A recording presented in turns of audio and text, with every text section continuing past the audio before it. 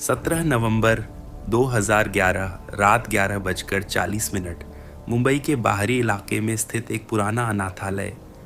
आसमान में लगातार बारिश हो रही थी। सड़क पर फैला पानी पीली स्ट्रीट लाइट की रोशनी को तोड़कर अजीब परछाइयां बना रहा था। उसी बारिश के बीच एक औरत अपने सीने से एक छोटे बच्चे को लगाए धीरे धीरे उस अनाथालय की ओर बढ़ रही थी।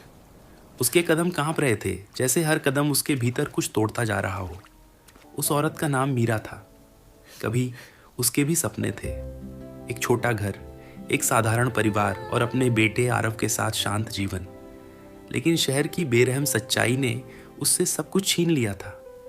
पति की अचानक मौत के बाद मीरा पर कर्ज, भूख और अकेलेपन का ऐसा बोझ टूटा जिसने उसकी पूरी दुनिया बदल दी।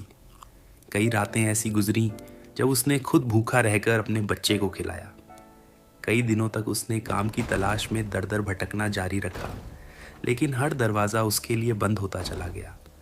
बारिश तेज़ होती जा रही थी। मीरा अनाथालय के बाहर आकर रुक गई। उसकी बाहों में सो रहा छोटा आरव पूरी दुनिया से बेखबर था। उसके छोटे हाथ अब भी अपनी माँ की साड़ी को कसकर पकड़े हुए थे।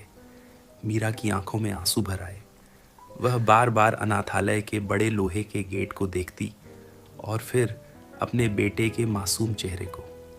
उस रात मीरा सिर्फ गरीबी से नहीं हार रही थी, वह खुद से हार रही थी। कांपते हाथों से उसने आरव को धीरे से गेट के पास रखे पुराने लकड़ी के बेंच पर बैठाया। कुछ पल तक वह उसके सामने घुटनों के बल बैठी रही। उसके हाथ बार बार बच्चे के चेहरे को छूते, जैसे वह उस चेहरे को हमेशा के लिए अपनी यादों में कैद कर लेना चाहती हो। आरव की आंखें धीरे धीरे खुलीं।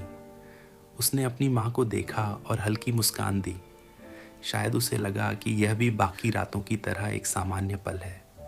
लेकिन मीरा के भीतर उस समय पूरी दुनिया टूट रही थी। उसकी सांसें तेज हो चुकी थीं। वह चाहकर भी अपने आंसुओं को रोक नहीं पा रही थी। फिर मीरा धीरे धीरे पीछे हटी। उसके कदम लड़खड़ा रहे थे। हर कदम के साथ उसकी ममता उसे वापस खींच रही थी।